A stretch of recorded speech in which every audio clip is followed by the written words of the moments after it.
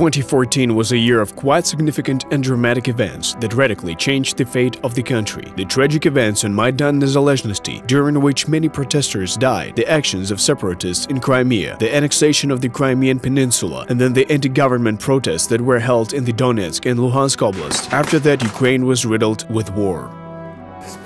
You know, it came as such a surprise, and then there was an outburst.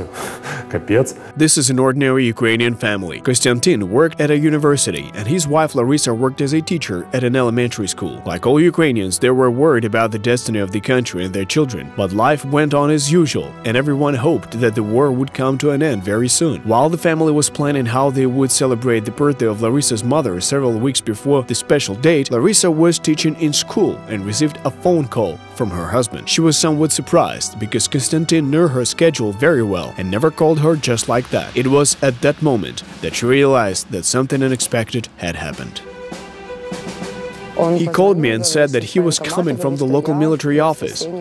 I at first did not understand where he was and where he was heading. The warning order came a long time ago, but Kostya did not immediately tell his wife about this. He did not know when to do it better, how to choose words, how to prepare relatives, and above all, how to prepare himself. After all, before the war, he did not make contact with the military commissariat, and he skipped the meeting. The fact is that Kostyantyn had no reason to show up there, because at that time service in the army was basically formal, though not mandatory. But on that very day, everything changed. Kostyantyn was holding the document in his hands. He was filled with mixed feelings. After all, he understood that before this order, there was no real war.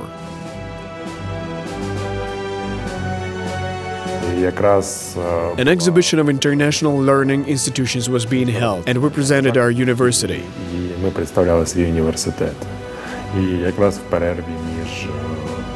During the break in between speeches, I went to the military recruitment office.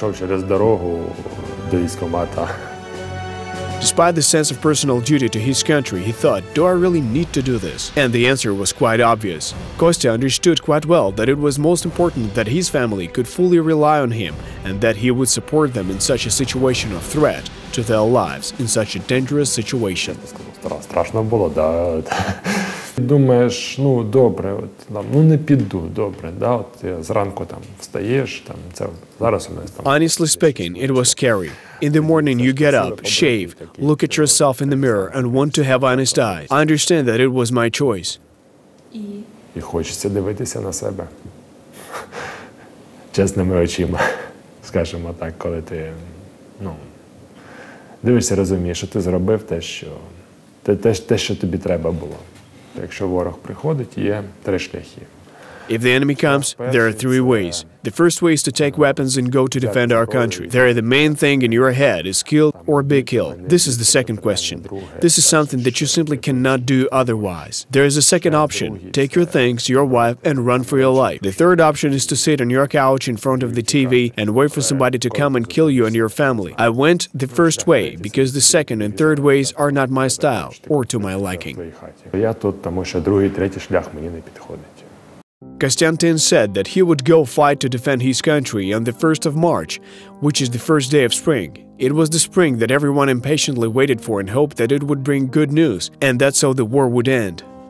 But these hopes were dashed. It was a terrifying moment for Larissa. The hopes in her heart were dashed in a moment.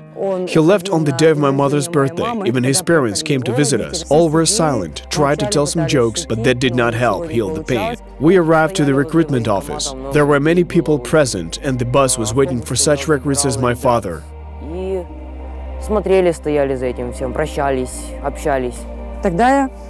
That was the first time in my life when I saw his father crying.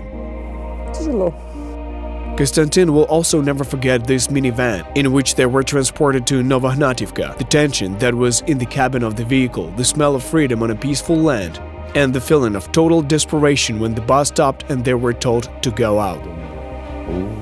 Що там буде? Ми заходимо, приміщення таке, воно там чи овочесховище, чи щось такого плану. We didn't know what to expect and what would happen next. We entered some room, like a vegetable warehouse that looked like a hole in the wall after the shelling. In the corner of the room there was a handmade stove, on which 24 dirty men were sitting.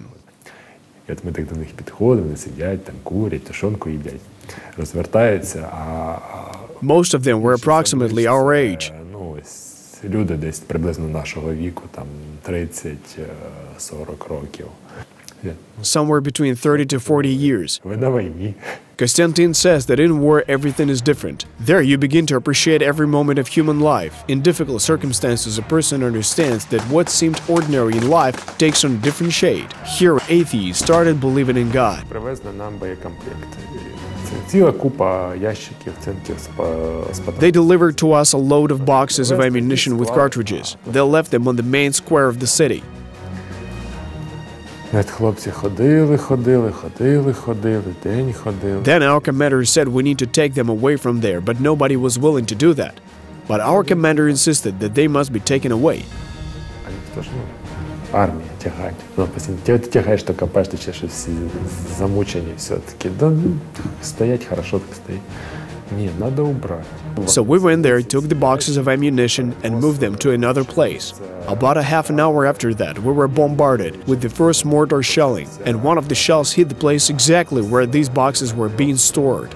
І одна з мін влучила саме в те місце, де стояли ці ящики.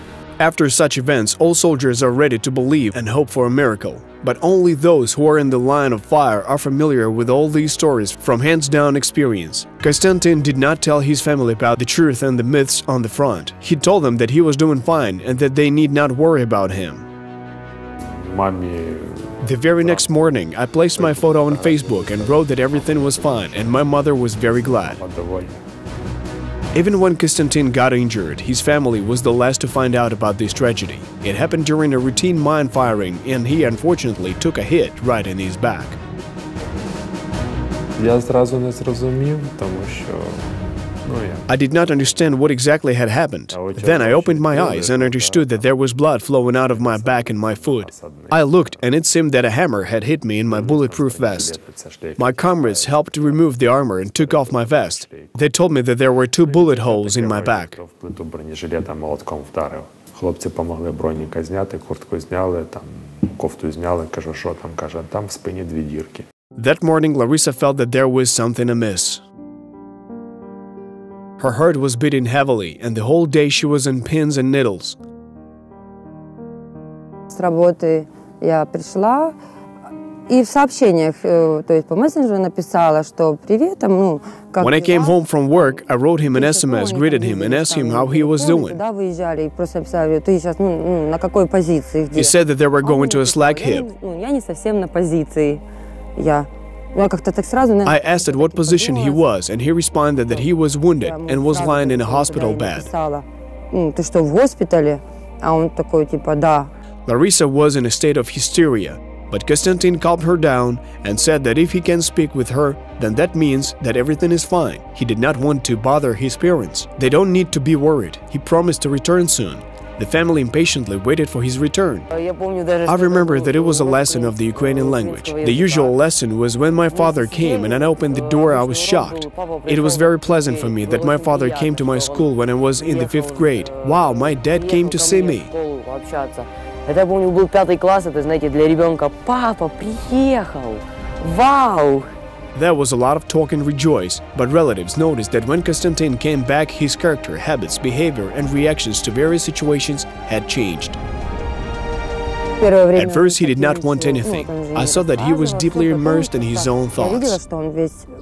Ходил, как бы вот все время думал, как бы в себе так вот. Якось по-іншому став трошки реагувати на I began to react somehow differently to people and to people's attitudes in general. Можливо, трошки різкіше десь. Можливо. Perhaps I became somewhat harsher towards people and stopped listening to what they had to say.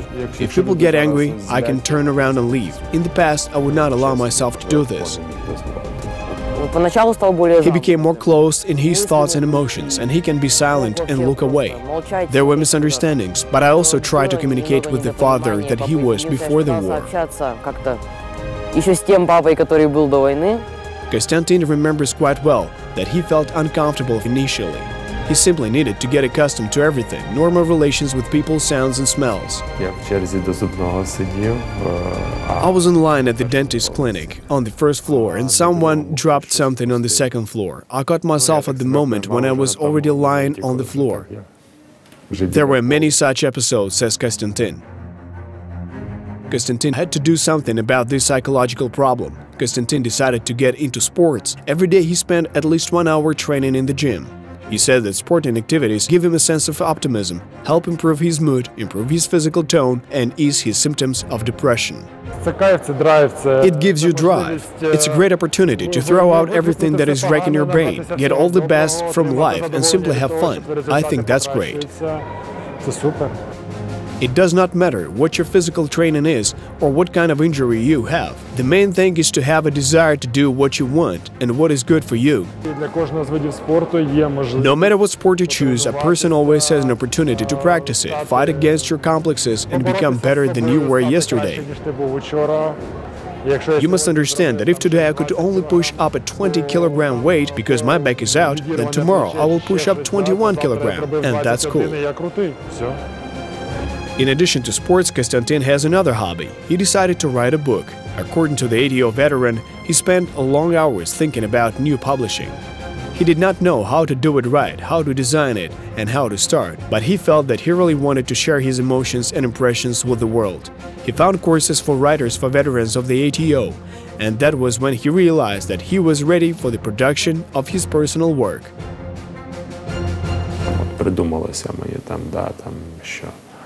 I imagined that two soldiers were sitting under the mortar roundabout. They were sitting there talking.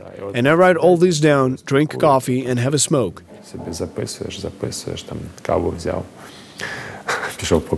Там є багато хто з тих, з ким я бачився, служив, жив. There are people with whom I served, lived and fought. It is virtually impossible to recognize them and understand who was who in my work. I did not want that.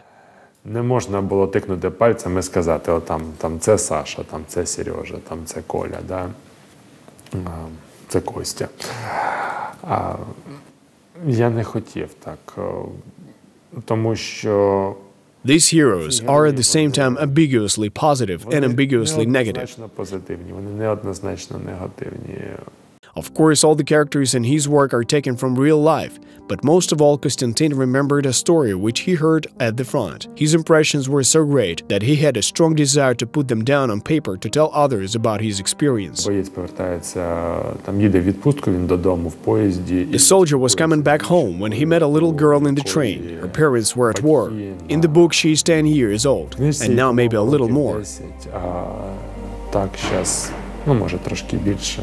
Ця ситуація, так чи інакше, вона є дитина, в якої обидва... This is a real story about a child whose parents are both snipers. Спочатку десь трошки... And at first, she did not know where her father ended up, and then her mother was taken into captivity. Then the father went to release his wife from prison. Now her mother is at home, and her father has not returned. Їй трошки важко, а тато не повернувся. The title of the book is Wolf because that was the nickname that Kostyantyn's brothers-in-arms gave him when they fought on the front. As Kostyantyn wrote, in this book you can imagine yourself as the character Wolf. You can be friends, you can serve, or you can fight. Kostyantyn confirms that he is inspired by such literature. Of course, his first attempts at writing were full of mistakes and uncertainties. Then he corrected them thanks to new experiences, which gave him new challenges. In his book, he tried to extract the smallest details of the memories of the war. For example, the horrific smell of death on the battlefield and the color of soldiers' skin. After that, he managed to write down all these details as he recalled them. Now he says that his creativity has allowed him to once again feel the meaning of life. After the presentation of the first book, he is thinking about writing a second book. I would like to write a book for children about dragons.